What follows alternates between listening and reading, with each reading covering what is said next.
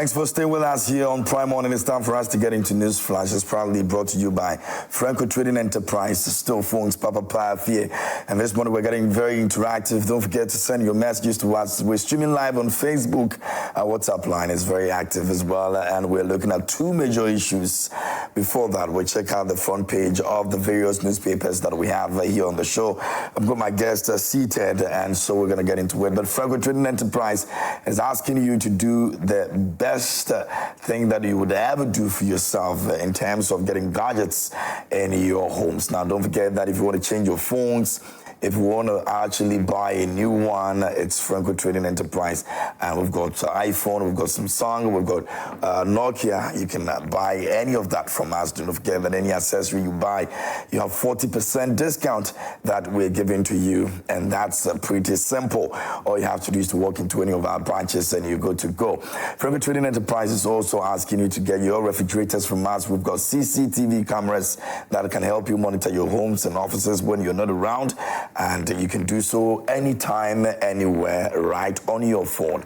And that's simple. And so just go and grab one for yourself, do the installation, and we'll even be there to assist you, and you're good to go. Now you can also come check out our air conditions. It's very, very top quality, and that's what we're selling. Franco Trading Enterprise Still Phones, Papa Fie, and we're inviting you to come into any of our branches and make some purchase. Now, call us on the numbers you see on your screens. For any inquiries, do not pick any number on social media. Make sure that you're always calling the number that we put on your screens for you to actually speak to us. Now, download the app. It's the Franco Trading app on Google Play Store. Our website is www.francotrading.com, and you can also get all the inquiries you want to get, the details, branches, prices, and everything that you need to know. Franco Trading Enterprise would give you that. Once you download the app and you also go on our website, you get all the details from there. Franco Trading Enterprise says Still Phones, Papa Fie, and this morning we're grateful to them that will bring you news flash, kindness courtesy, Franco Trading Enterprise. Now, Otufo said to the second over the past few months has been destooling some chiefs that have been involved in illegal mining. And yesterday, the Mpasaasohene was also destooled. He's reigned for 41 years, and he was also charged with other offences, including illegal mining.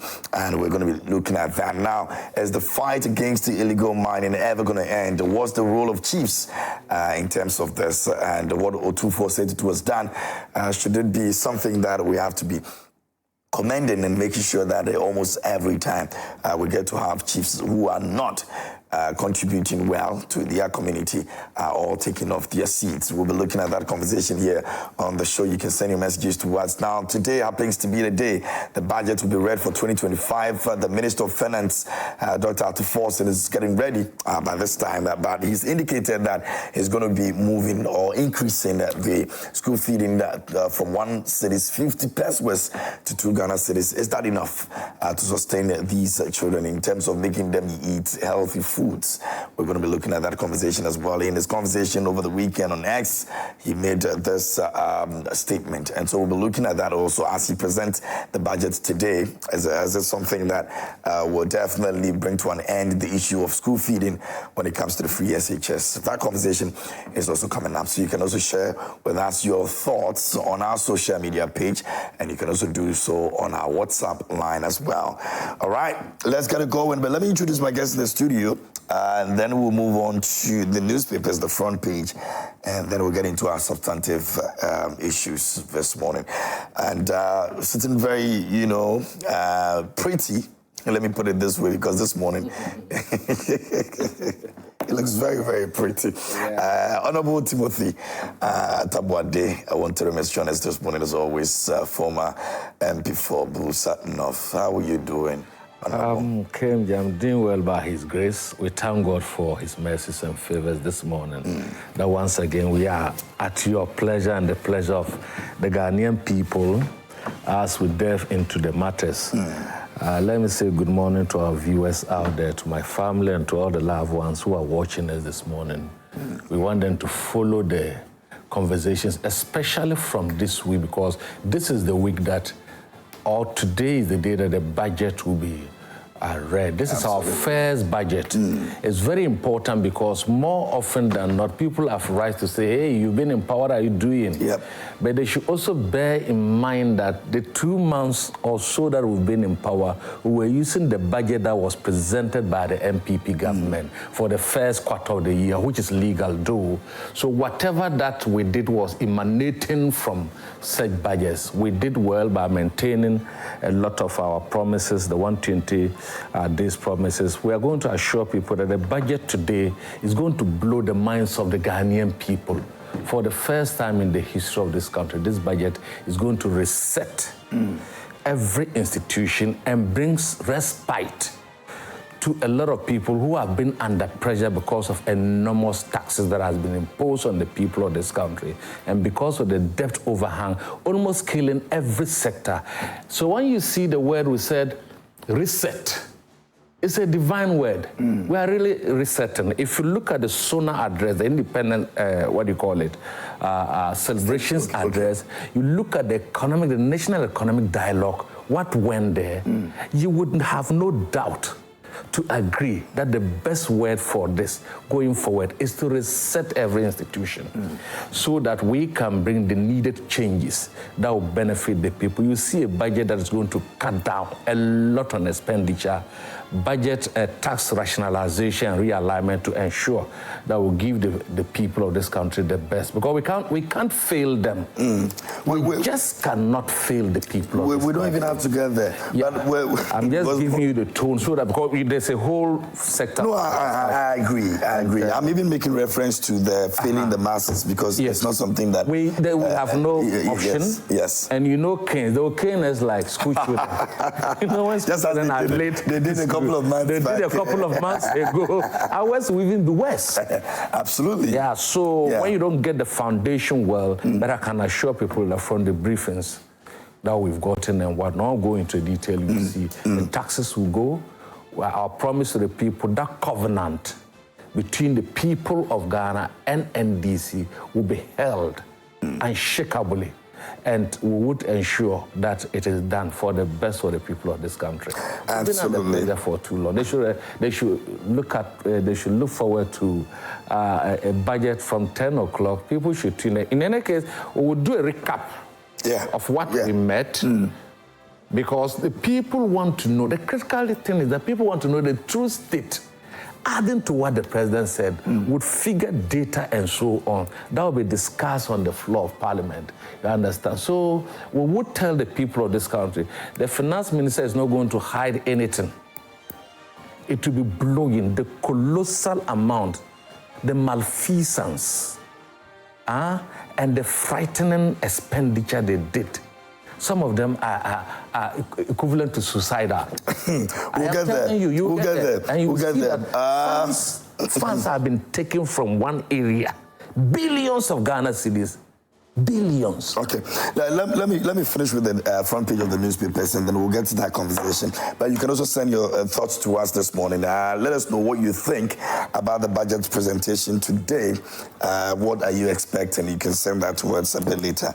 We'll be looking at that. Now, one of the things that we'll be dwelling on is the increment of the free SHS feeding, school feeding, from 1 cedi 50 pesos to 2 cedis. Now, he mentioned this in his space engagement. We'll be looking at that as well. And so, send your messages and let us know what you think. Now, the Ghanaian Times this morning here on the front page is reported on the issues in the sense public expectations from 2025 budget, reduced taxes, cost of living, creates employment. Public urges government, and it's got Dr. Kissel up to forcing the finance minister capture over here. Now, government operation cracks down on illegal miners, confiscates 9 excavators, bulldozer, arrest 4 persons. It's one of our issues that we're looking at this morning as well. And let's uphold principles of Dr. J.B. Dankwa, Minority Leader Alexander Theomakin says so. And Nablimpong, Dr. Weche Kojo II is Paramount Chief of English Alata, President of Traditional Council. That's also on the front page of the Ghanaian Times. Now, economy grows 5.7% in 2024. Professor Enim says so. That's all on the front page of the Ghanaian Times. The back page, it says Qatar charity inaugurates refurbished 37 military hospital mosque. And the Ghana Water MD inspects treatment plants to address production shortfalls. That's also captured at the back page of the Ghanaian Times. Now, the New Republic is here, and on the front page it says, all set. Kisel's budget showdown.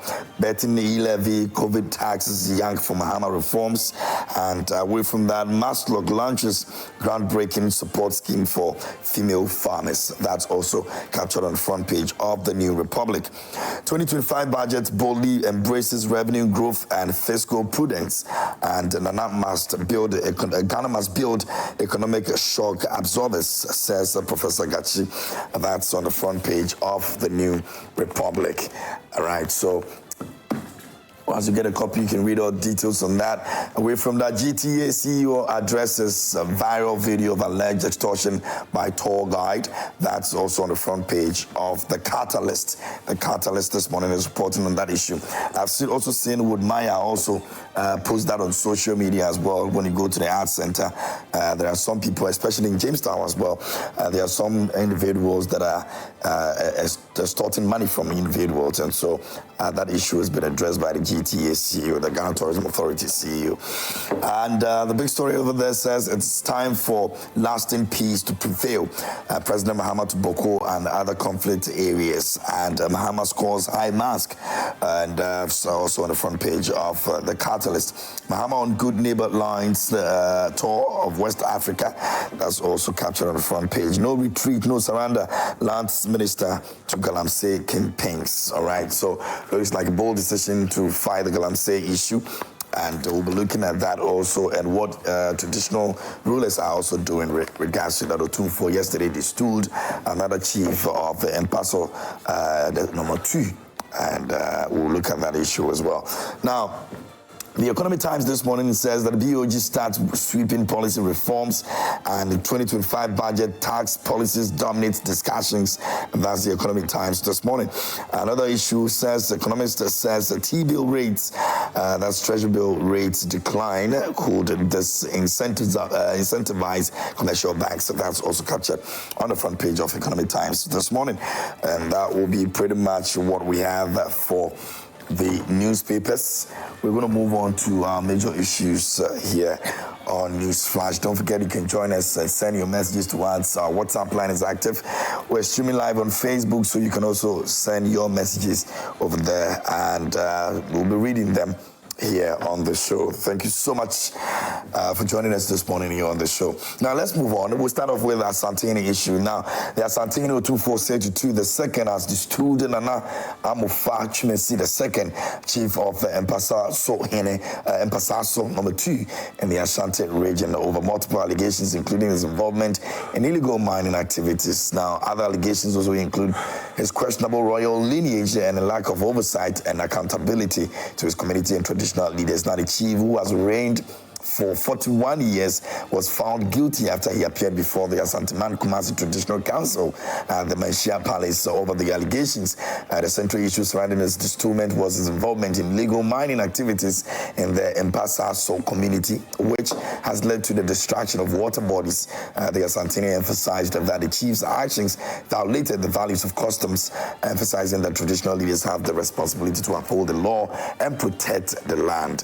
Would actually tie this into what is happening with Tanoso issue as well, the mining issue over there, and some very, very, very, very worrying situation about how military people are actually going boot for boot with some of these people engaged in the illegal mining. Now, you saw the reports we made last week with regards to Ankobra River and what it's been done to it by these miners, blocking both sides of the river and not making the river movable. It's been stagnant, and they are just there in there doing that illegal activity. Now we'll turn our attention to Tanoso and what has happened to it as well. But let's start off with Otumfuo's installment of Mpasaasohene, and I'll start off. We're still waiting for our Honourable Member of Parliament of Oforikrom to join us, Honourable Edu, to join us. Once he's here with us, we'll introduce him and then we'll get on with it. But Honourable Atabwade is here with us, so let me start off with him on this very issue. The issue of Galamsey, traditional rulers. KMJ, once again, let's say hello to our viewers. The issue of Galamsey has been with us over years. We mustn't this morning try to regurgitate the consequences, the challenges, the health hazards, the environmental pollutions, and the fact that it's causing us, even our cash crops like cocoa, is now being critically looked at because of the chemical content and so on. So it's a disaster. And it's not waiting to happen. It has happened already. Yeah. We've gotten to the last end of it. What is left again is prevention and prevention and prevention.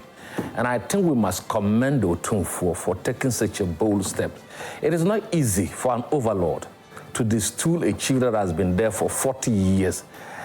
If your crimes are not that, what do you call, disastrous to the people you lord over, it is not going to be. You see, the news tells us about his loyalty with challenges. But even with that, he has been there. Even when the MPP was in power and they were fighting the Galamsey, he has been there. It means that Otumfuo is now tired. He's saturated with the conduct of the chief. And I think he did the right thing in accordance with the traditional rules and regulations governing our chieftaincy. And for the Otumfuo to destool you based on Galamsey tells you that the fight against Galamsey is virtually coming to an end. Why? Because we know, even including your media house led by Erastus Asari Donko, is doing a human job.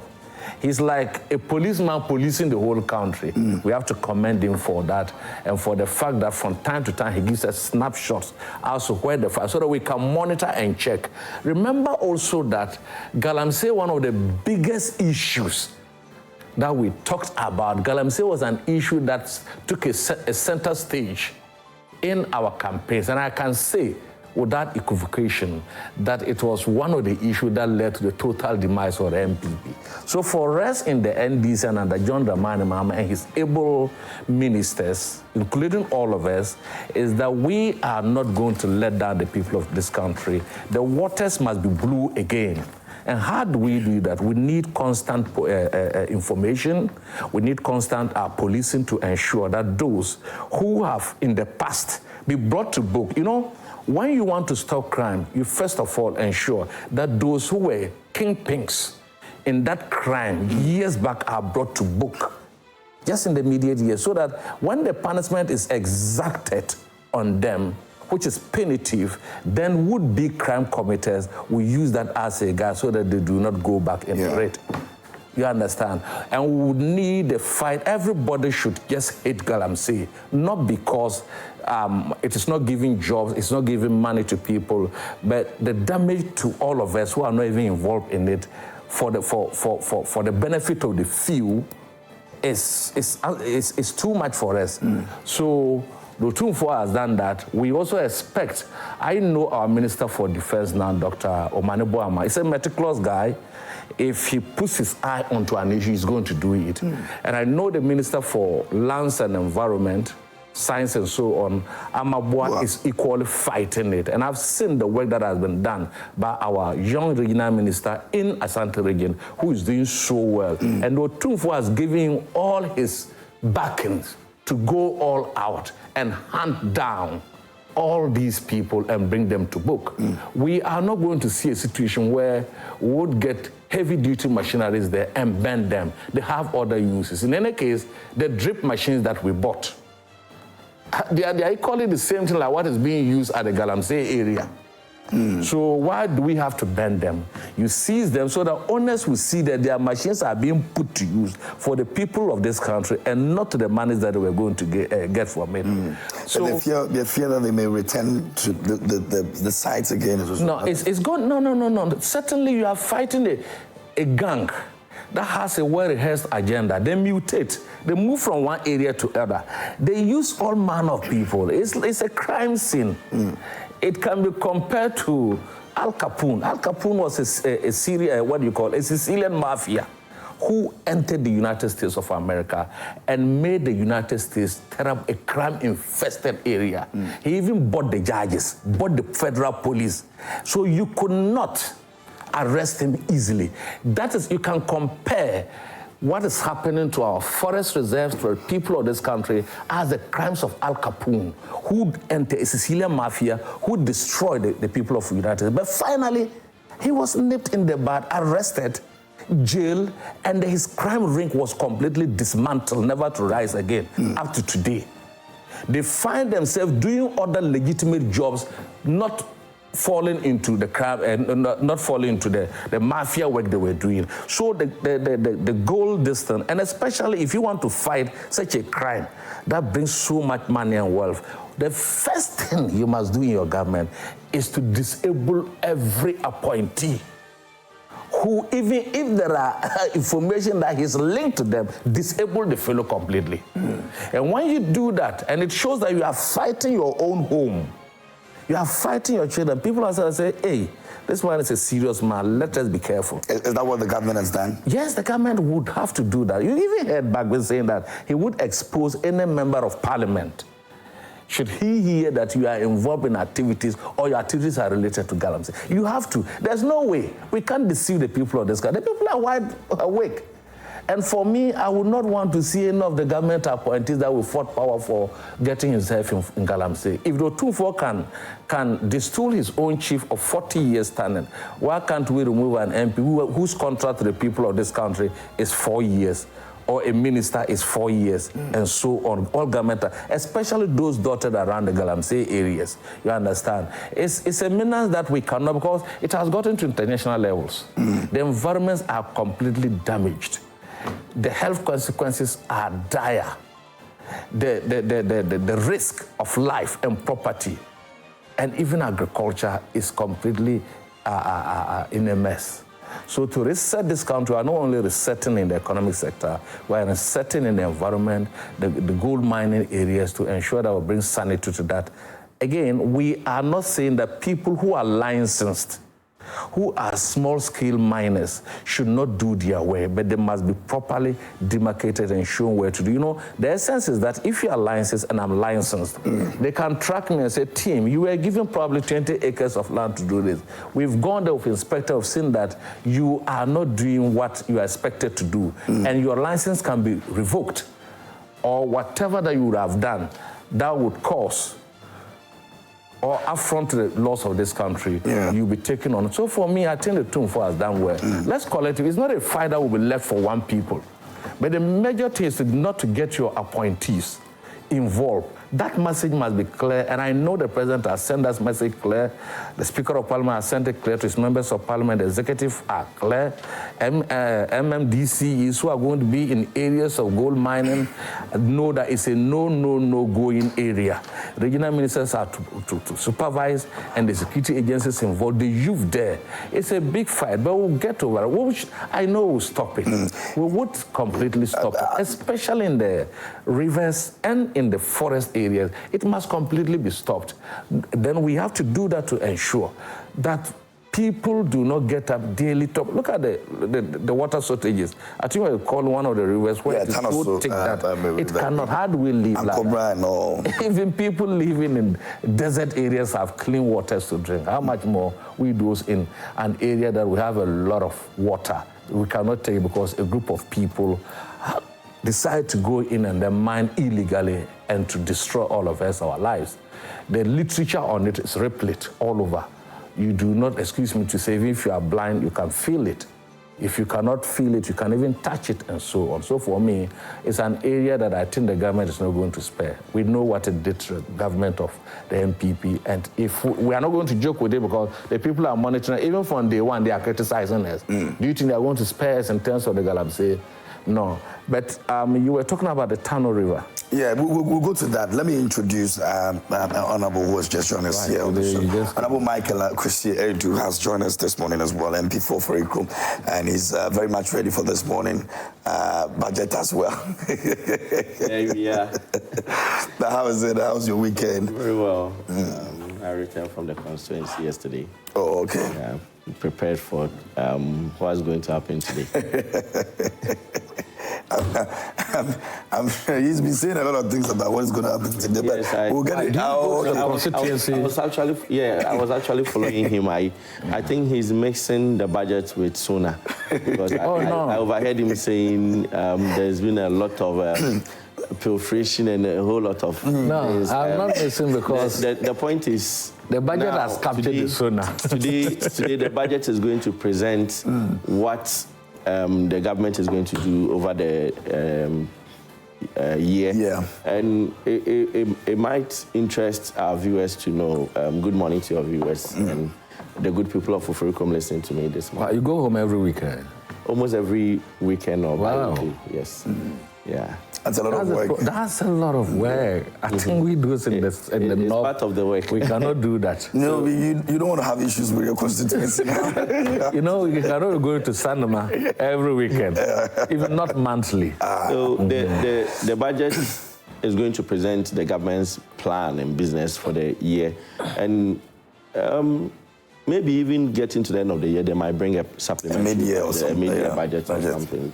So, like I always say, it's early days yet. Today, after 10 o'clock, then we will know what is really in the cake that the government wants to do. The most critical issue is how the government is going to find revenue, mobilize revenue to be able to meet the most of the businesses, the objectives and policies that the government has planned to do. Okay. Honorable, this is what we'll do. It's the second conversation, so that we'll use that to wrap it all up. Okay. So let's deal with the Galamsey issue. Exactly. So, two force distillment with this is not the first time. This is not the first time Otunfor. Yeah, I think he's done that a couple of times. Yes, and it shows his commitment towards the fight of Galamsey, but my issue has to do with whether the government is also committed as much as the Otunfor has done. Because I remember quite clearly in the campaign, the NDC then, His Excellency John Mahama then as candidate, said he was going to seize and ban all forms of Galamsey in forest reserves when he gets power. And they've been in power for quite a while. I was expecting that, looking at the pervasive nature of Galamsey, he would have issued an executive order to seize and ban all forms of Galamsey. I remember quite clearly how labor unions in this country stood up against Galamsey and even insisted that the government then should issue an executive order to stop all forms of mining. They didn't even differentiate whether it was small-scale mining or whatever. They said all forms of mining. And based on that, they even initiated strike actions. And there's no... Because at the time, the issue was getting out of hand. Exactly. Today is the same thing. Your colleague Erastus Asaridonko will tell you, it's the same thing. And even today, I watched a video where they had blocked part of the river, so that when you are you are on the other side of the river, you will think that that's the Ankobra River. Yes, the Ankobra River. That nothing is going on. But when you go deep into the forest, you realize that they blocked it. And these are party apparatchiks who are doing it. I remember quite clearly then when they said they needed the government. They asked the government then to seize all forms of mining, including licenses, and they even blamed the party then, that it was party as executives and so on, and they used the word campaigns. Today, even now it's still used. The last minister used that. I've seen a video where an NDC constituency chairman attacked. He had the effrontery to attack the military personnel who had gone to the site. And I saw a post by the Honorable Defense Minister, Honorable Mane Boama, say, I think in his post, he was calling on God. He said, for God's sake, they should stop the illegal mining. And I'm like, even if the defense minister is crying out loud, then where have we gotten to? Because I appreciate the efforts of the Lance Minister, Honorable Amwa. I think he started on a good note, and if he continues well, then we will then see the will to be able to fight this menace. But as it stands now, is between the party and the government, whether the party wants to stop it or the government has the political will to stop it, because most of the reports that we are seeing now has to do with party people entering the forest to mine.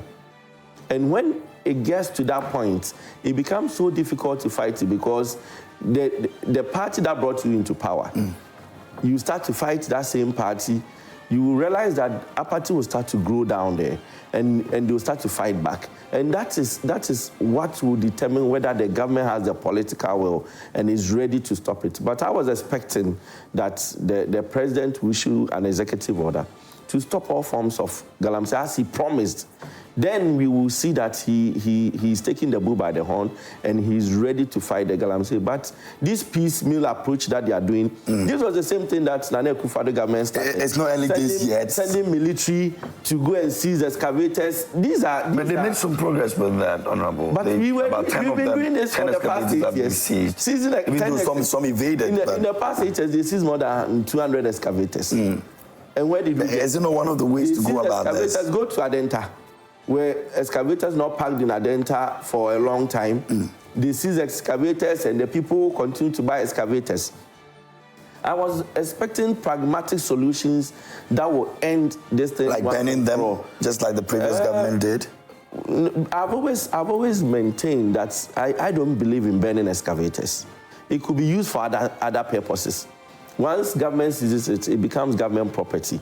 It shouldn't be released back. But then my issue has to do with government bringing out pragmatic solutions that everybody will see and say that, okay, this solution will work, and that it will solve the problem once and for all.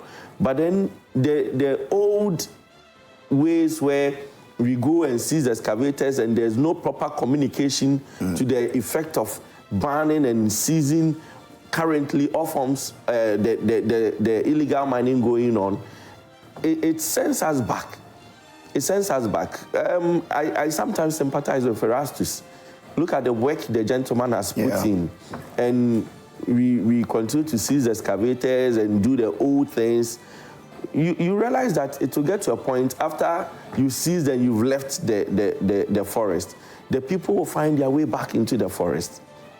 They'll find their way back into the forest. So I'm happy the Otumfo is taking these steps. If all chiefs within the mining areas were taking these steps, then it would put some level of fear in people, because in our traditional settings, we respect the traditional authority. Everybody respects chiefs. If chiefs go to even a site and pour libation there and pray, people will be scared to go there. Yeah. Exactly. So the step Otumfo has taken is a very bold one, and I think we need to commend him, and the government has to support that effort by putting out an executive order to stop these forms of mining, so that people will know that for once there's a declaration against illegal mining, and that they need not even venture into those areas. Then when there's an executive order and the military and the security agencies setting, then it makes the work easier. Other than that, you will get the situation where the security services will go in, and then party executives, as it happened where the NDC constituency chairman went to attack the military, that he did not understand why they were seizing machines and stopping people. You get the situation where party executives will also go, because they are on the ground. They would want to protect the party's interest on the ground, because they know that eventually the people that they are arresting and seizing their machines, they come from the communities, and eventually to turn against them. So this is a fight that the government needs the political will. And we all need to support the government on this. Quite interestingly, during the campaign period, and I would say sometimes these are excesses of the campaign, and it makes it difficult in development and the governance process in building the nation. I remember clearly when there was a communication from the NDC side that the young men at the Galamsey side who had been arrested should be released, and that the real campaigns are there, and that these young men, they are not the real campaigns, and that Akufo-Addo was involved. I remember it even came up in the vetting. Akufo-Addo was the one behind the Galamsey, and if Akufo-Addo stops the Galamsey and he arrests his campaigns, the Galamsey will stop. And then this even made promises to some of these young men who have been arrested that when they come to power, they are going to release all of them from the cells. Today you are in power. Where are the campaigns? Is it not too early yet? Now, yesterday, no, early. On PMS, you know they are drawing salaries from. They are drawing salaries. Government appointees are drawing salaries. Ministers are drawing salaries. They are receiving their benefits. These were arrangements that were made before you left. Even before the staffers have received. Some of them have received vehicles and security and all those things. They are getting benefits that associates with the government. So you cannot tell me that it's too early. We've gone past the days of early. So yesterday, Ken Ashibe was on PM Express and made this statement. And one of the statements that he made was that I expected President Mahama to have taken decisive action by now, especially after his promise to go after the Galamsey campaigns. Now, he also said that we are mobilizing to pressure the government for decisive action as politically exposed persons continue to be implicated. Now, this was on PM Express yesterday, and Mutala was on it. The Honorable Minister for Environment was there and argued that it is too early for Ken Ashibe to be making statements like that, especially when Ken Ashibe could have placed a call to him. Now, he also mentioned that the Ministry of Environment has actually done some documentations that would also positively affect the fight against Galamsey, and that if Ken Ashibe called him, he would have been able to get to know this information rather than going on television and speaking about it. I'll come back to you. KMG, but on a more serious note, is Mutala serious? Before they came to government, where civil society placing phone calls to the government before they come on? He says it's a friend, he's friends with that Ken Ashibe. And Ken could have also equally Is that how they want it to go? But can that not solve the problem some way? If you want to know what is happening at the ministry, or what the ministry is going to support, whatever the fight against Galamsey they are preparing, he should present it to Parliament and let us see it. Once he presents it to Parliament and we see it, then we will know what is in there and whether it's going to solve it or not. But in any case, we'll give him the benefit of the doubt. If he says... But is Ken not also being too... for want of a better word, pressurizing the government, because look at and equally he mentioned Honorable Mutala mentioned that for the 8 years that the NPP was in power, he didn't see the kind of energy and vigor Ken is using in making those statements at that time, and they have been in power for only 2 months. And he's already been on their neck, mobilizing people to pressure the government. If he says for the 8 years he didn't see the kind of pressure, then he's being economical with the truth. Because everybody in this country knows what the fight on Galamsey, what has gone on over the past 8 years. In the history of this country, the MPP government is the first government that labor unions mobilized against the government. No government will survive this. Mobilize against the government. When you get all labor unions going on strike and saying, if you don't seize and stop Galamsey 2 weeks to election, we are going on strike. No government will survive it. And who were the beneficiaries of that strike? It is Murtala Mohammed's government. So he shouldn't disappoint the people. The people expect results. People don't want to take your word for a pinch of salt. They expect results. That is why people like Ken Ashibe are coming out to say, the government said, when they come into power, the president himself said it, that they were going to seize and ban all forms of Galamsey. So now you have the power, you have the will, the people have mandated you. Just do as you said. Okay, I'll come back to you again, but let me go to Honorable Timothy. Honorable Timothy, you think Ken is being too harsh on the... Honorable Edu, you see, I understand. And the fight against Galamsey, like he put it, is a collective effort. We must all, notwithstanding our political shenanigans, ensure that this canker is taken out. I often said that, look, when cancer becomes cancerous, you need heavy doses of chemotherapy to uproot the cancerous cells so that it doesn't happen again.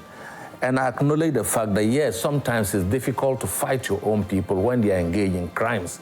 And I think I early on said, and I said that to be successfully in this type of crime, all appointees who are seen to be aiding, abetting, or being part of it should completely be disabled. I think I said that this morning. If my brother has seen the video, I have not seen it, and I have not seen whether, what do you call it, an NDC chairman, be that as it may, whatever it is, he's a Ghanaian, he's committing a crime. I cannot, because my party is in power as a former MP, engage in illegality because we are in power. No country allows, and Ghana will not allow that.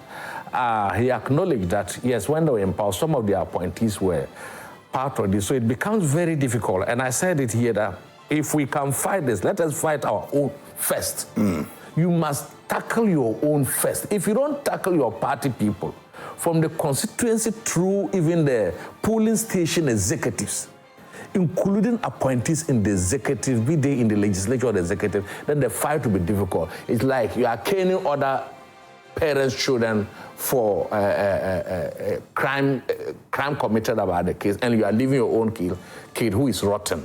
How would the parents take it?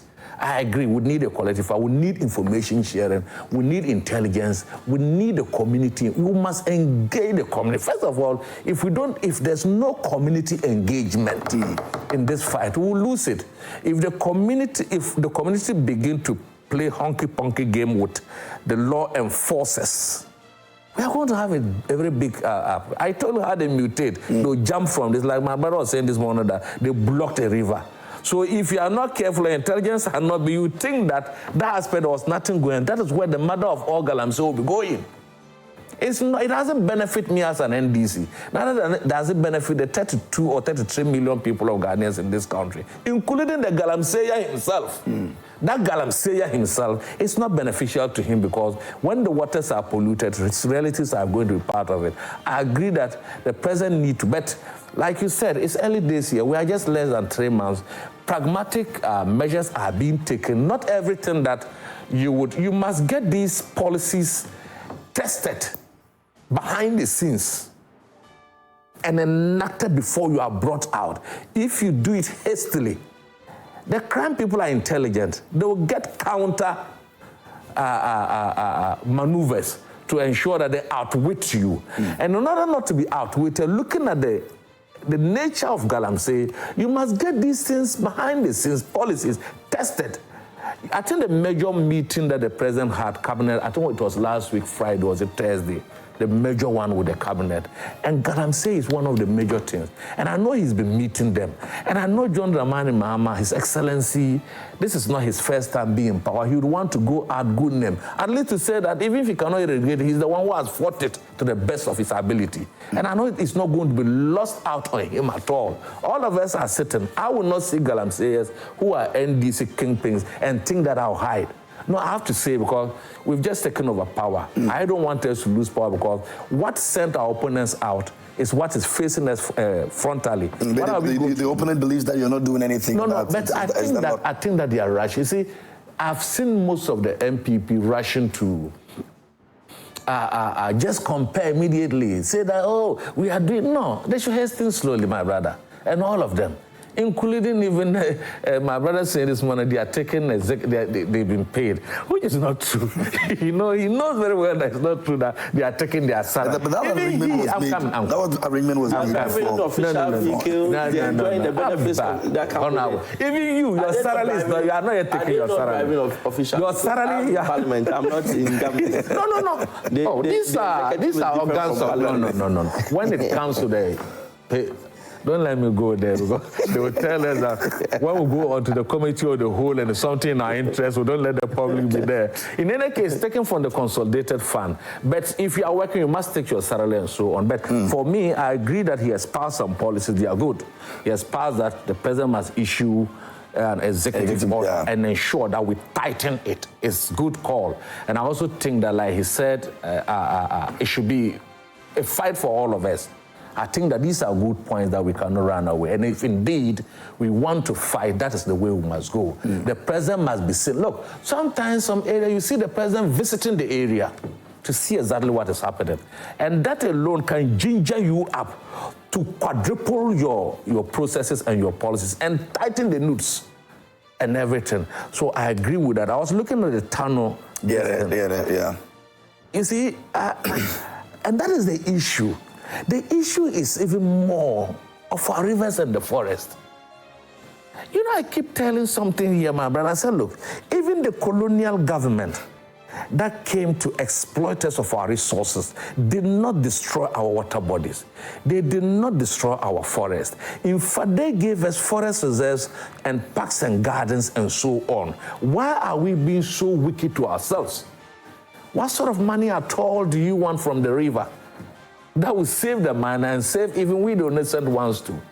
And I think they said the intelligence shows that the miners were regrouping and ordering themselves to go back. And I think if they know these things, they should quickly nip them in the bud. Now we need more than just fiscal fight against this, and you would need a lot of technology. You need a lot of information. One of the biggest involvement is the community. Once the community agrees, they will be the police people. And sometimes you may have to spend much more money. You have to pay the community informants. You may have to go behind and pay some of them and let them be the police around these areas and give information.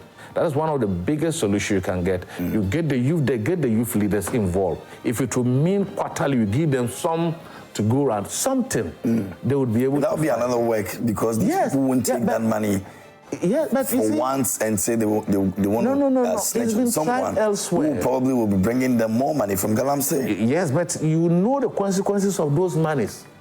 And I can tell you there are some youths that are prepared to fight the meanings of Galamsey, especially where the water is affected. They know. It doesn't matter how much this Galamsey is arguing. You know, crime has an end. It will get to some time, people are just tired of it and they want to get some freedom from whatever that is causing them. But we don't have time. We don't have that luxury. We don't have time. I'm not talking about time. Even talking about Ken Asikbe, the exchange between here, his good friend, like he's saying, I think that it should be helped. I'm not saying that we can't obviously gag him, like my brother said. Last year or so, the whole entire public and civils, even though some of them backtracked along the line and so on. What it means that it has gotten to a crescendo. It has gotten to an area where people are tired.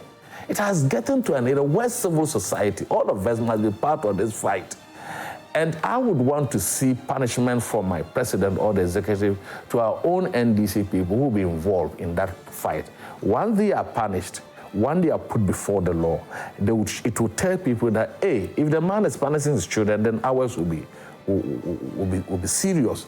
So we would want to still call on the people of this country to believe that it's early days, yes. Today is the day we are presenting our budget. They've been behind the scenes discussion of tough measures, really, really tough measures that will come out. But it is not all the time, it is not security-wise to release information as to what you are doing with national security out there. Because when they hear, they move to another area and so on. So let's share information, let's all be part of it and ensure that this thing is put behind us and this country will move forward. All right, let me see if I can get some few messages from our viewers and then I'll come back. We're also going to be looking at the free SHS, the feeding. Now, the Minister of Finance says that they're going to be increasing the money from 1 cedi 50 pesos to 2 Ghana cedis per child. And we'll see if that indeed will solve the issue of the feeding problems that we've had over the period, and also if the budget will be able to sustain that. We'll look at it. Now, this one is from Master Planner Junior Kintampo, and it says, did I hear my uncle saying the MPP are Russian? If you promise something and do contrary, it clearly shows that you have lost in advance. Why is President Mahama arresting people doing Galamsey? During the 2024 campaign, he said when they vote for him, he will grant them amnesty to come out from prison. What has changed? In Adankwa, Ghanaians have sold their color TV for black and white. Greetings to Honorable Mpasaasohene Yakubu. All right, let me go to another one over here. And this is a long one, and it says that, good morning, KMJ. Otunfo destools many chiefs engaged in Galamsey during the Akufo-Addo government. It's not true. Otunfo only started attacking Galamsey, and that this government, as the NDC man, sought to put it out. We can all win the fight against Galamsey if we take out the hypocrisy among us. Pre to election, the NDC and some journalists made it look like Akufo-Addo brought Galamsey to Ghana. Today, Akufo-Addo is not the president. Has Galamsey stopped? The NDC executives across the nation have taken over Galamsey sites and are distributed among themselves. Today, we have NDC executives who openly fight security personnel from entering Galamsey site. Today, the Minister of Lands and Natural Resources is bold to tell us Galamsey has taken over our forest reserve. Today, the Minister of Defense is calling the name of God to beg Galamseyers to stay away from our water bodies and forest reserve. Some people who accused Akufo-Addo and told the whole world Akufo-Addo's government is in support of Galamsey. Today, they are ministers of state and have problem with the very people who have been fighting Galamsey and questioning why they put out information without contacting them. Interesting. Can the government be bold and call out his own NDC members, executives who are engaged in Galamsey? The sad part is NDC executives are forcefully taking legit people concession, including Otunfo's own in Obuasi, and we all heard the king complaining bitterly to the defense minister, Dr. Manebuama, when he visited the king in Menshia. Came from Pong, sent in that. Jesus, Abby. Good morning. He has to send you something. I'm telling you. He does that all the time, by the way. Good morning, KMJ. Look, our brothers from the NPP side should wait patiently because it is too early for the propaganda. The president will fight Galamsey to the last drop of his blood. We are having social contract with Ghanaians, not family and friends like the previous government, so they should give us a break. We are resetting our economy and also bringing back the trust of governance. Illegal mining will be a thing of the past. Measures have been put to stop it from, and that's from Big J Tamale Central Asantehene. God bless him. We are very proud of him. It's a lesson to other mining communities as well. All right. Good morning. The Galamsey fight will be an end if only the big men, including ministers, MPs, MCs, chiefs who are involved are exposed and punished for highest penalty unit. And go to Meshach Asante. And he sent in this one. It says, let me advise those who don't wish good for Ghana to stay away from listening to the budget in order to avoid getting shocked because the budget is all about the country's progression and prosperity. There are going to be a lot of excitement and all over the country about after today's budget. Resetting the country will start from today. Go when the e-levy, COVID levy, bedding tax, emission levy, and all other nuisance taxes which was brought by the heartless NPP government are all going to be scrapped. President Mahama will tackle every single promise he made to Ghanaians, including 24-hour economy, which is coming to create sustainable jobs for all Ghanaians, especially the youth. Ghana Bay, under the able leadership of President Mahama and Professor Jenana Opoku Ajiman. All right, that's from Meshach. Let me see this one over here. Says, good morning, Joy. I think President Mahama is fighting Galamsey, so let's support him. I'm surprised of the NPP man talking about Galamsey because they told us the party, my regard to my sisters and Aunt Rawlings. Okay. Let me go to this one over here. It says, good morning, Kenya. Today, Ghanaian youth will hear good news from our finance ministry, Dr. Atuforsen. Kenya, please greet my incoming MC of Cape Coast, Madam Jane Williams from Kofi Dakon. Okay, let me go to the next one over here. And it's Teacher Kojo from Tepa Egina Sosu. It says, today we're expecting the juicy budget that the NDC promised Ghanaians. We don't want to hear the old stories they used to tell us. Ghanaians' expectations are high. No matriculal budget again. Greetings to lawyer Bafo Ewa, Menshia South MP and Chairman Odina Nkwaku up here. Let me go to this one over here. It says, MP, please, if you were doing a fantastic job fighting Galamsey, labor unions wouldn't have mobilized against you. Charade performance at fighting Galamsey. Chairman Wontumi confirms that farmer in Takrady sent in that. This one says, greetings, KMJ. My expectation in today's budget is that e-levy will be scrapped completely and not some percentage. COVID-19 tax should be taken off as by promised by John Mahama. Import duties will also be removed. So-called Bola tax by John Mahama would also be removed.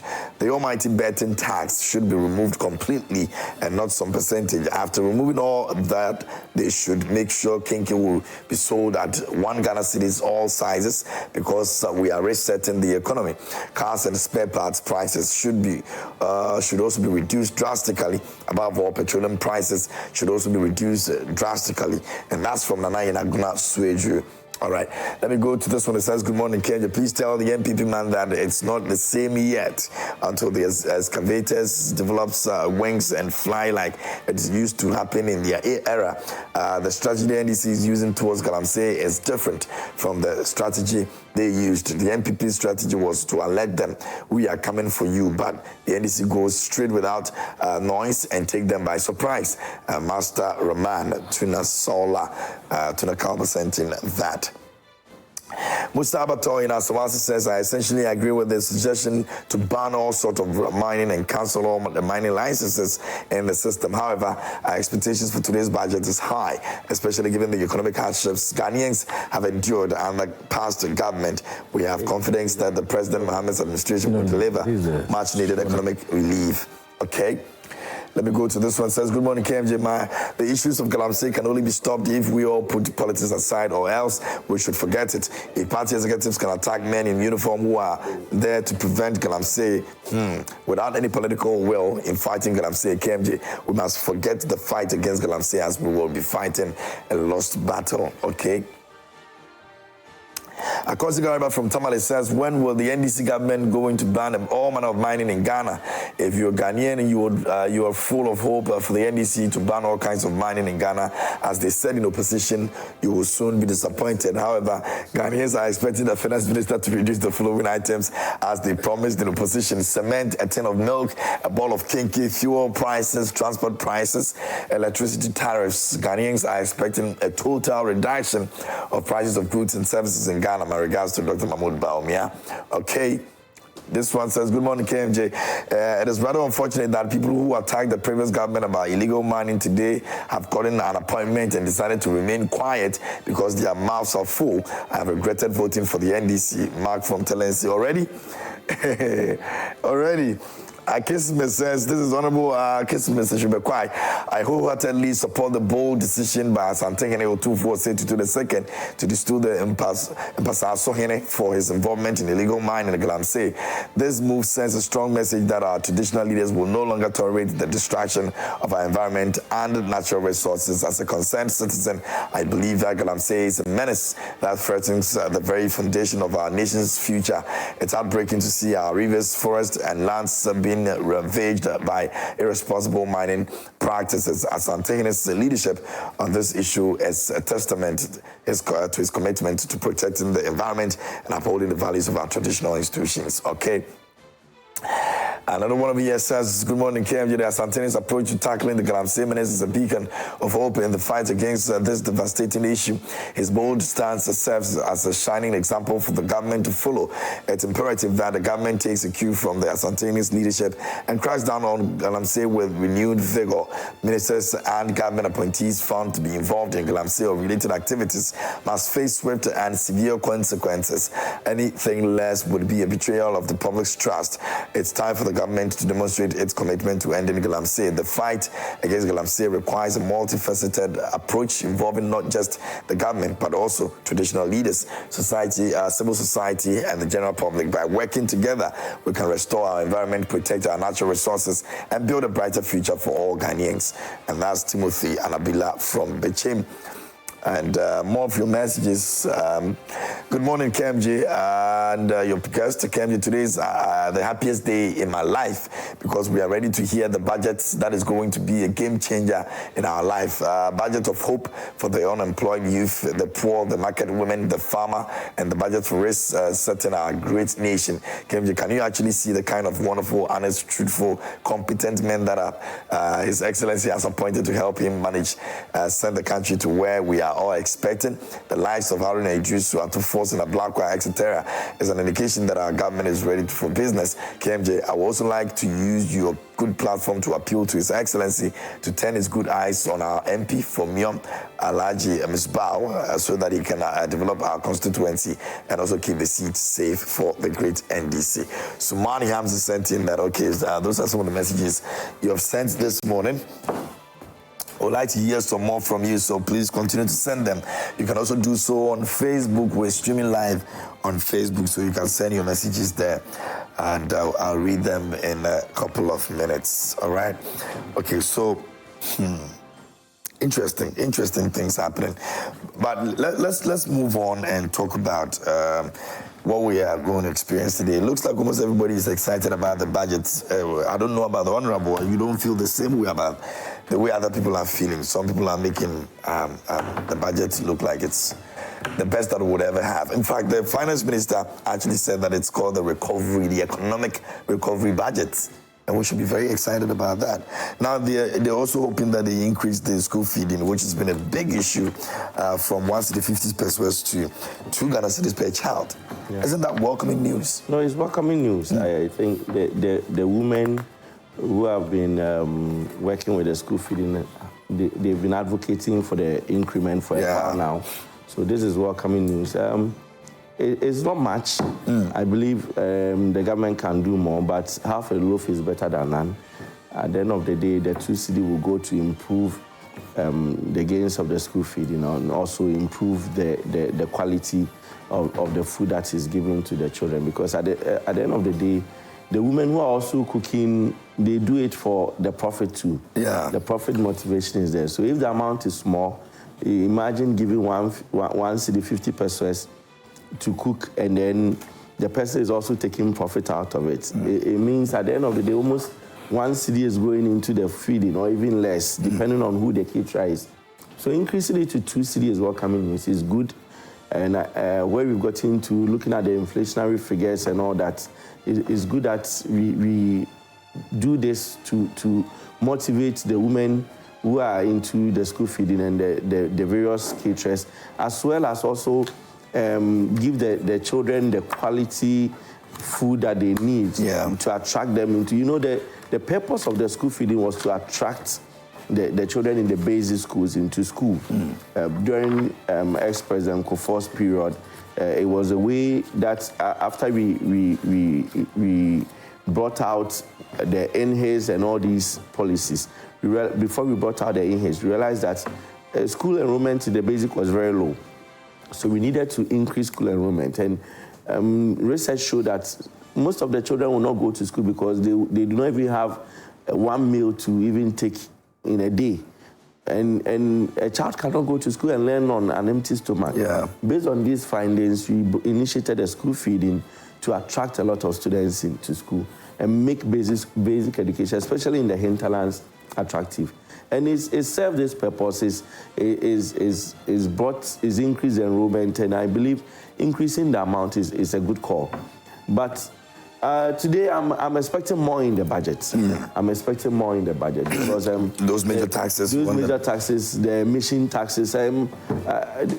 I sympathize with the Minister for Environment because emission taxes, as hard as it is, it also goes to support environmental causes. That's why worldwide countries will put emission taxes, and even in the UK, if you drive a car that uses fossil fuel, petrol or diesel, into London, there was a point that they introduced a tax on those vehicles, and they reduced taxes on the cars, the EV cars, so that people will go in for more EVs to reduce emission. And over here, we are removing emission taxes and all those things. There's been a call. The government made a point that they were going to even review the taxes on import duties. So today, we are expecting taxes on import duties to be removed. We're expecting emission taxes to be removed. But didn't COVID, no, they rationalized. Okay. So the betting tax. You know when politicians run away from you, they use terms. They use terms. They say you rationalize it. So you are what? You said, yes, today I'm teaching. You said today you're going to review it and bring it down because it was too expensive. If you say something is too high and you are going to review it, you expect it to go down. You don't expect it to go up. So I won't use Russia, but you expect it to go down. We expect e-levy to go. We expect betting tax to go. So the betting tax, yesterday I had one of the communicators. John Bello says we start giving odds.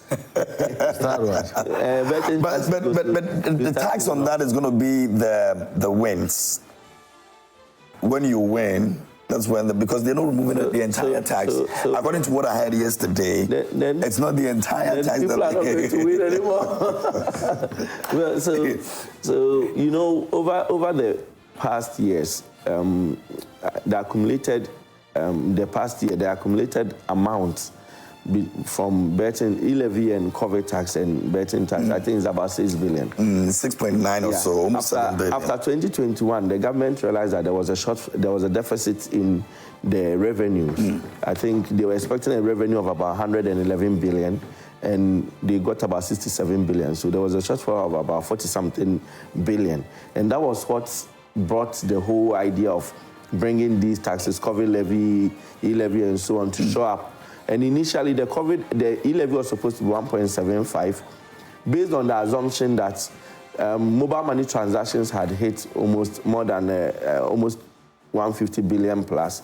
So if you are going to tax 1.75 of that, then you'll be able to show up your deficit. And then the hula baloo and the issues that went on in Parliament. They actually went on decline. A lot of people to about 1.5%. Exactly, and when they reviewed it to 1.5%, the whole, I would say, euphoria around it and the negativity around the public outcry and all that, it forced people to even escape it because people started moving away from the transactions that will cause them to pay e-levy. But then I feel now people have gotten used to paying e-levy. So it should have been maintained. Today, if you look at the data, mobile money transactions are even going up.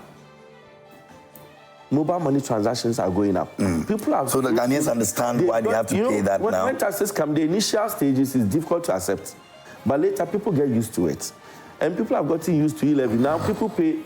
The early days, people will pay e-levy and take a screenshot of their payment and post it online. Today, people don't even. They send mobile money and they don't even think about e-levy. Because they are tired. But it's still affecting them, by the way. You still get a deduction, by the way. I'm making a point. You know, in Ghana, we've been crying over the longest period that we need to open our tax brackets because the informal sector is not paying so much taxes as the formal sector is doing. So government felt that, okay, most people in the informal sector use mobile money transactions. Our women who sell small stuff on the roadside, they normally will not go and open a bank account, but most of them use mobile money. So when you tax mobile money transactions, what happens is you end up getting revenue from almost everybody. Okay, and today, mobile money transactions keep increasing. The total amount is even higher, the total amount of transactions is even higher than what the traditional banks are doing. And now that people are accepting that the thing had come to stay, that is when government would have realized enough revenue from it. But then the government says they are going to take it off. Today's budget, I'm expecting to see how the government is going to rake in the needed revenue because the government has a lot of programs that they need to achieve. For instance, the 10 billion big push. When you take e-levy out, today we can get about 6 billion and it's going to even 10 billion from e-levy and COVID. So if you are taking it out, where are you going to get that revenue? Where are you going to push it to? So that is why we on the minority side will be looking into to see where they are pushing these taxes to, so that it doesn't become robbing Peter to pay Paul. You take with your left hand and you give with your right hand and you take with your left hand. At the end of the day, we've heard comments, we've heard suggestions that they might push it to the telecom sector through the service providers so that they tax their profits. But in Ghana here, we know that no businessman that you tax their profits will just take or absorb it. They will pass it on to the consumer eventually. So if it happens that way, if it happens that way, what we will realize is that voice call and data call will start to get expensive. And then the government will be taking the needed revenue quietly.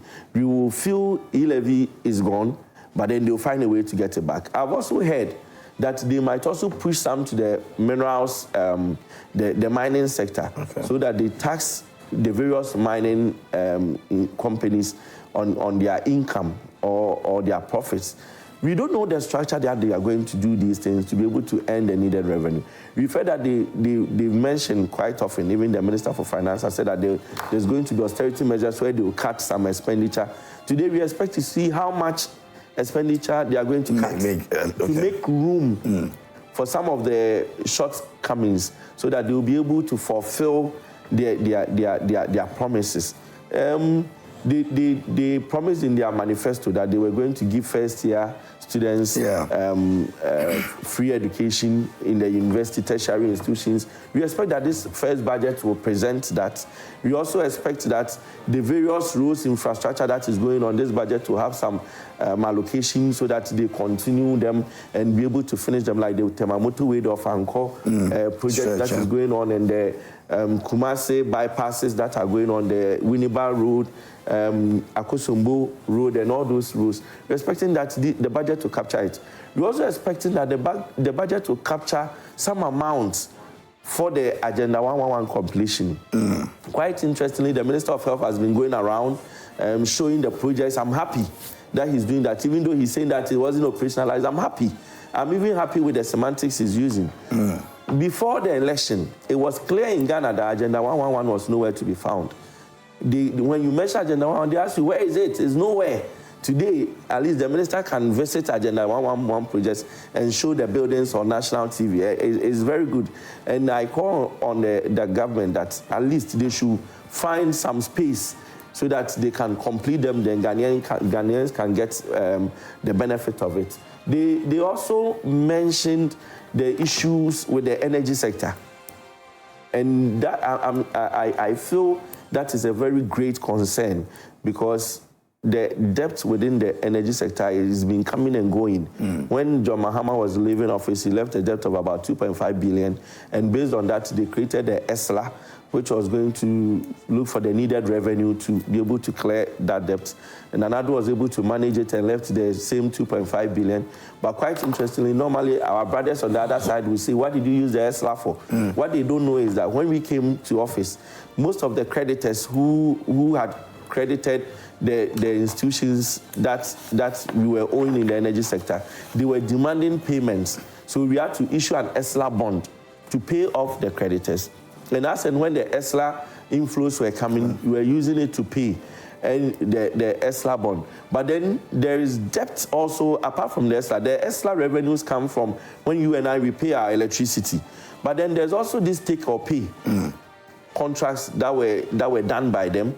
Those ones you cannot pass it on to the consumer because the consumer has not taken anything.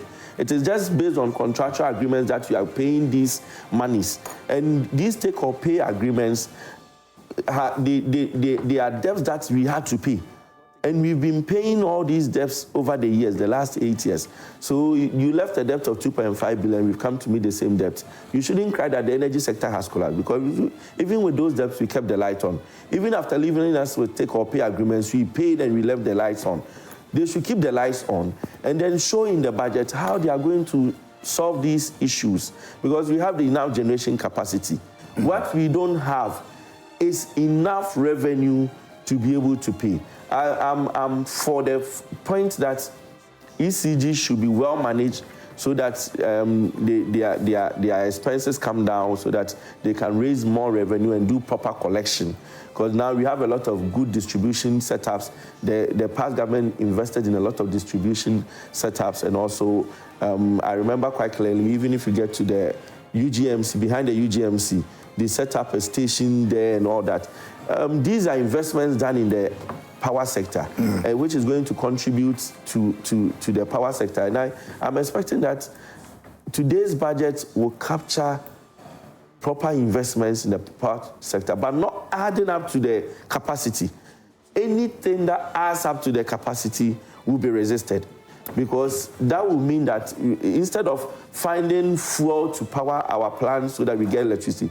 We'll just be spending to add to add to capacity, which we don't need now because we have excess capacity. Okay. So today we are all braced up to see what the government will bring after the budget. I am sure we'll meet again. No, we'll definitely have a conversation around that. I'm sure Honorable would even make comments on some of the things that you've raised, and you may have. Yeah. But Honorable. You see, first of all, it is not true that the reserves of the energy sector that we have, we should not add more per his analysis because it will mean increasing. In fact, we have grown up to the quantums of energy that we are producing, the 5,000 megawatts. So that is what is even making the tripping that they were calling for. No. Quite. No. The Minister for Energy mentioned that they started exporting.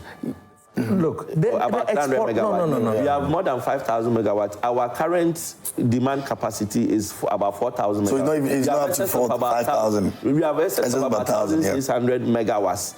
And we exported about 300 megawatts. We have excess. We have excess. What we need is funding, money to buy gas, HFO, the heavy fuels to power these plants. Honorable, but why do you think that we need to increase our reserve? When you go into contractual agreement with someone to supply power, yeah. You are not supplying because you have excess.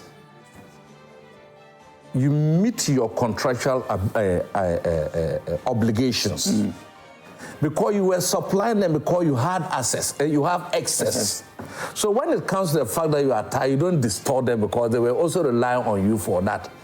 If you look at our energy, if you compare to West Africa, I think our energy tariff is quite high. But those buying energy from us want our energy because it is stable.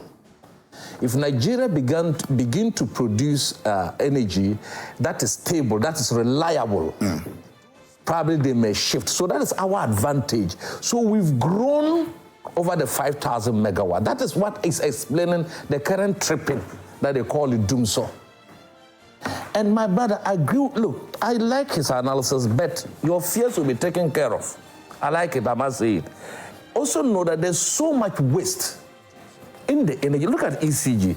You import 3,000 containers. And some of the goods you imported for this sector, the expiry date is 5 years from now. And yet you import these things and then the items are supposed to be there for 10 years, yet the expiring date for somebody is 5 years. You saw the PricewaterhouseCoopers audit that was done, that they would collect 15 billion and pay only 10 billion. We cannot allow our consumers, the customers of this country, to ECG should be paying for the inefficiencies and corruption in the power producing sector. Because all of us, Honorable, myself, we even buy prepaid, so we don't have a problem. We do not have a problem. We cannot be paying for shortfalls in the power providers and so on. Look, the total power that we lost from transmission, listen to me carefully, is about 30%, which is so high. But that 30% is invariably put on the consumer. So ECG does not really pay for that. Due the transmission, power is lost and through theft and so on. They should have systems that will be able to reduce this practically. So the energy sector, they said, is like a conundrum for which we must not play politics and ensure that the burden is there and the systems are put in place, especially the revenue collection points. The revenue collection, ECG is supposed to collect 9 billion each month. You know how much they collect each month? 1.5 million. That's a shortfall. Billion. A billion, sorry, thank you. 1.5. They are supposed to collect 9 billion each month. My brother, listen to me. That means that in a year they can collect up to 100 billion or more. And they end up collecting 1.5 billion. And that's where the problem is. That is where the problem is. So when we identify the problems, we would resolve them. And you see, this take-or-pay issue, we've gone beyond that. The take-or-pay is that when the energy is brought, when they produce it and you do not, when it's generated and you do not have the use, you must still pay because of the capital intensive and the investment done in that area by private investors, and even if it is government and so on. So for me, the energy sector will be clear today. What is also clear is that the increment in terms of the food for our kids, you see, any amount that we put in to feed our children well, I don't think anyone in this country has qualms about it. I don't think so, because even with you within your area, sometimes I get up and you see children hungry and you are worried for them and so on. So if government has taken it, then I think that we should even feed them better. I still believe that it's not enough. Yes, it's not enough, but let's go in accordance with the country as we sit today is completely, we should even if it is 5 cities, 3 cities is good. But like I said, we need to find the money to do. The arrears in terms of the school feeding and other arrears are huge. You see, my brother, you talked about the fact that in other countries, sometimes when the taxes are imposed on the institutions, they do not transfer. But in Ghana here, it is transferred to the consumer at the pharmacy. How come that we can do that in other countries, and in our country, when we tax the institutions or the companies that are involved, then it is fine? What is our monitoring mechanism? I think that is where Parliament has an overhead responsibility to ensure that it does not pass through, and we need good governance to do that. The agenda one what my brother talked about, look, we're not saying that they were not there. You gave us a number that... You were saying it wasn't there. Oh, I've been here. We were saying that... your people say it didn't exist. So, Honorable, you won't allow me to talk. Agenda 111 is hospitals. So we're hospitals existing. Agenda 111... Oh, Honorable. Thank you. Agenda 111 are hospitals. They are not foundations. Yes, they are hospitals. They are do you have the Agenda 111 hospital? No way. You understand? We don't have it. And look, you know, I was interacting with one of the contractors. It will shock you. People should listen to me. Whose Agenda 111 hospital? In fact, it's among the 3 that your minister talked about. I know all the contractors in the 3. Because, you know, third parties are doing that. Yes. When they gave it to, like, for instance, then you sell. Oh, they even just sold it. He bought it completely. Okay. What is shocking in that is this. I was shocked. He told me that the doors, have been given to a different contractor to supply them. So that's how they deal with the Agenda 111. You know, you get no, let me finish. They are putting it to international standards. So doors are specific design. I'm helping. Okay. So a different contractor. The contract. No. You don't do that. The contractor has the designs. No contractor. He has the kind of doors he wants to use. Honorable. When they are building hospitals, there are companies that do hospital doors, companies that do hospital. No. We've seen it before. They can easily buy so that to bring down. So can I finish? External people, so that their job is just. Honorable, can I finish? Different contractors are buying the doors, the windows.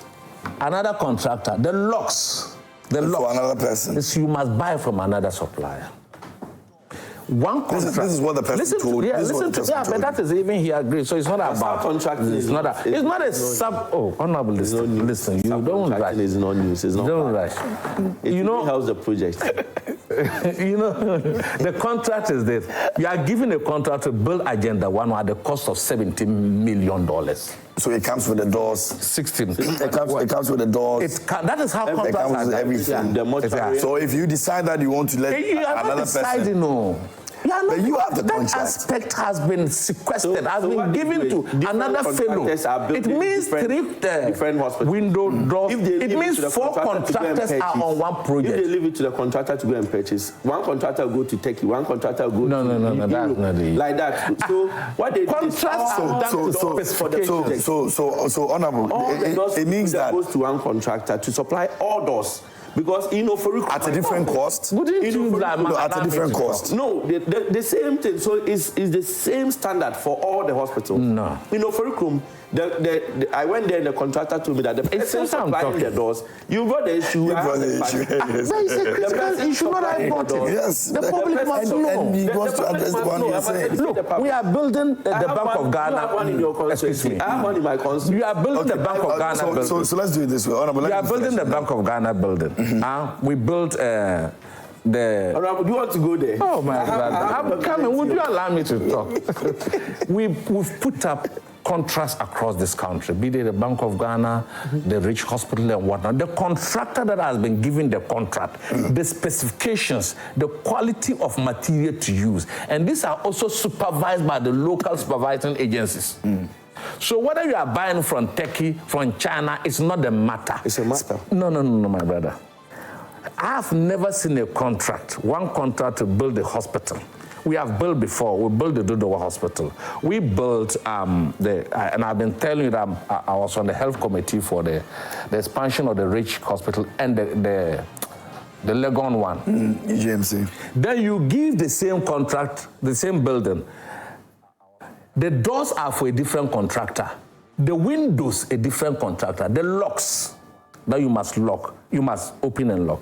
You must buy from a special contractor too. For one hospital. So the issue that... For 111 hospitals, not one. For the correction. No, I didn't say one UM. I said for one contract. The contractor, I didn't know one. 111 assigned to another, are they hospitals? He's talking about the number of They hospitals. are not hospitals. And they are clinics. They are uncompleted structures. They are uncompleted structures. But I can tell you that today's budget will be a lot of respite to businesses, to individuals, and to institutions, knowing where we are coming from and where we are going.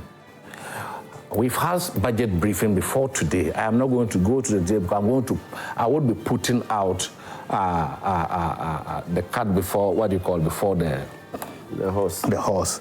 And my brother has raised a lot of issues. I can assure him that those things will be captured in the budget, and rightly so, because we have no option than to do it. The taxes that we promise the people will all go. The finance minister has found an innovative way, not borrowing, within even the financial sector to fulfill that. To raise money to close. I'm coming. That is what I'm saying. To close the 6 billion his fears is talking about, the 10 billion push and all, the 6 billion. More than that. No, but that is what we are using. No, I'm not talking about deficit. Okay. I'm looking at the e-levy and those things. The deficit is higher. And we are seeking to ensure that our the 120-day social contract with the people, none of them is left behind. It's going to be a budget that will blow the minds of many. And they'll be doubting whether would we be able to fulfill this. But having listened to the briefing by my finance minister, monies have been found to even pay arrears. We are going to ensure that arrears they become a thing of the past, including you set aside money for the free HSS. What do you call it? You know, one of the biggest problems of the free HSS has been funding. There's now going to be money dedicated purposely, sources of funding for that purpose. Teachers and nurses training college, there's money that has been funded for that. We are going to pay the first year university students free. And all those who are going to benefit, the disabled people or the fiscally challenged. That will be on board. It will be on that. So let's get there. You understand? But I'm telling you that there are monies for all of that. There are monies for that. We are going to spend within our budget, because we can no more be running the government on the debt is huge. 761 billion as we talk. My brother was telling me this when he heard me spoke, and I'm missing the SONA. It's not. The SONA message and the economic dialogue that we had must be captured as part of the budget to ensure that we create a system that will enable the people of this country receive some respite from it. And I'm sure that my finance minister today would not wear white. He's not going to quote any Bible quotation. He's not going to name it Ejuma Paura. No vice president will accompany him there. So these are big issues for you. Please let me say you were talking. You know, budget. Let me read some comments. Our time is up. No, so anyway, he's in the questions. So for me, all the targets will be met. People should be rest assured they should be glued to their television. For I'm going to go there with you. We're recording everything. And the next we'll come back here. We'll come back here. Yes, so that we'll see whether the tax will remove them. But we'll find genuine and innovative ways to ensure that we arrest all these funding problems and so on.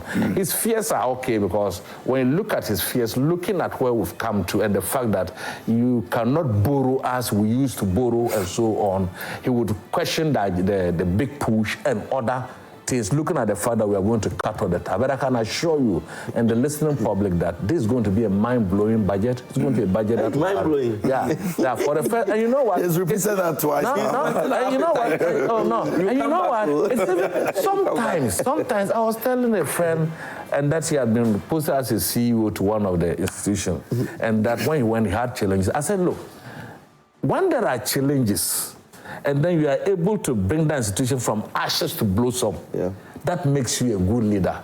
I remember UNICEF used to do a lot of work in Busa North, I think those years, even in the North and so on child health and so on. And they wanted to pull out. And I met the leader in Busa, and I asked him why. He said, look, they were not meeting their targets.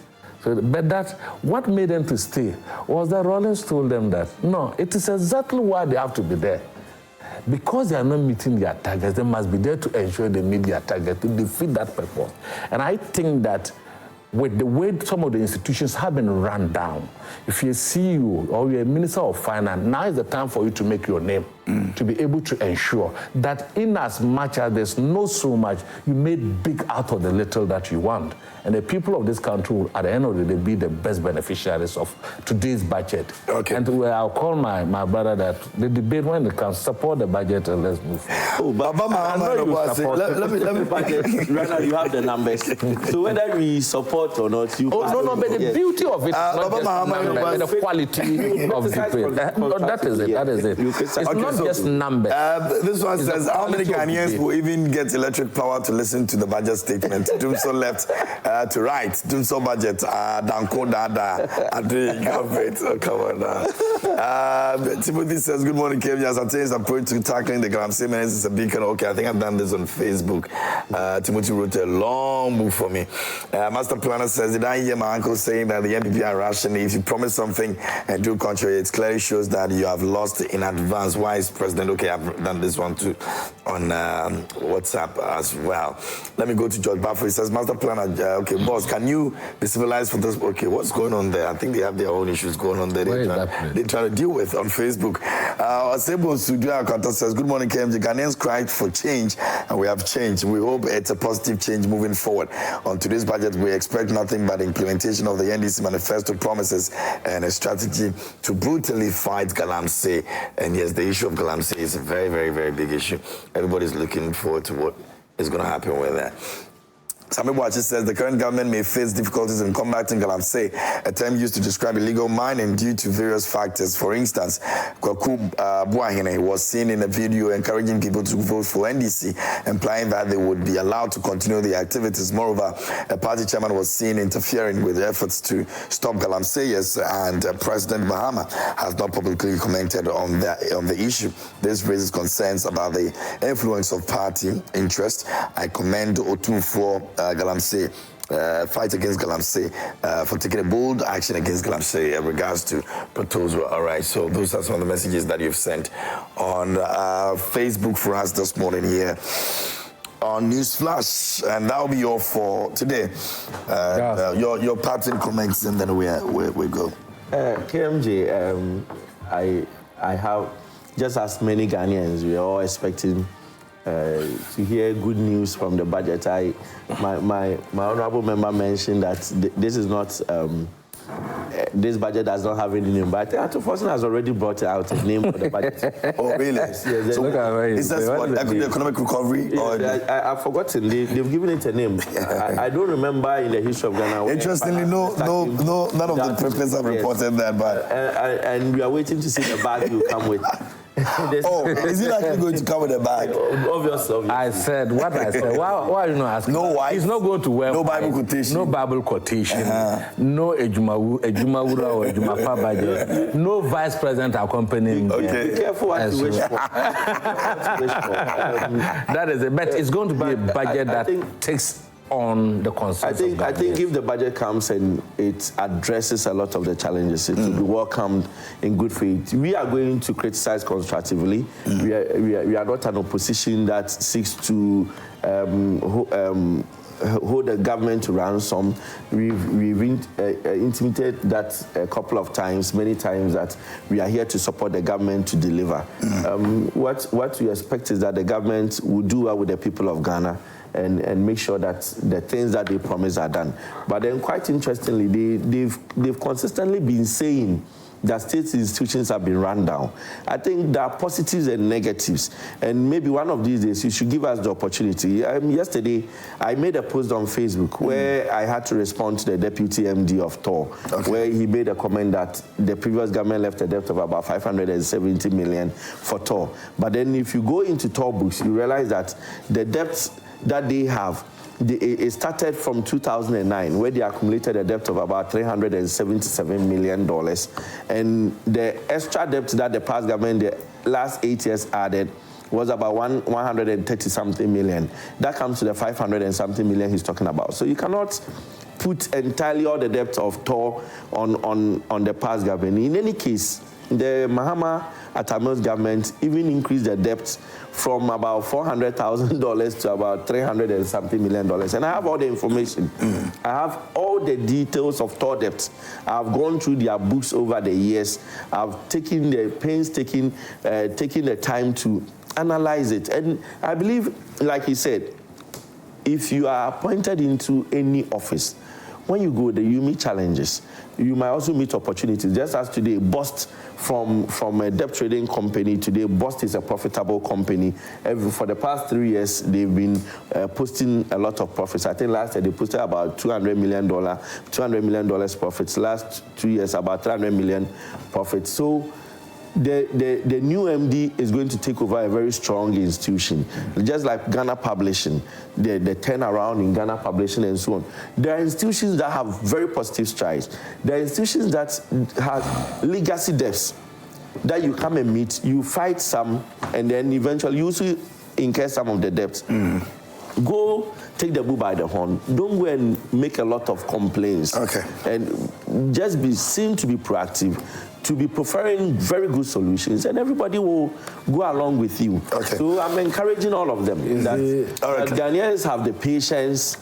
We've given them the room. They should just deliver.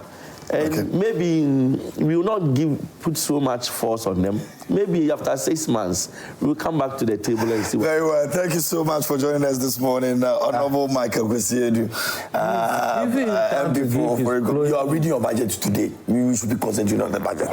Honorable Timothy Atapo, thank you for coming.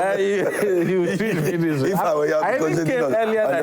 So you should punish him for coming. You spoke earlier before he came. Thank you so much for being a part of this segment here on the show. A big thank you to Franco Trading Enterprise. Still phones, Papa Parfie. We're grateful.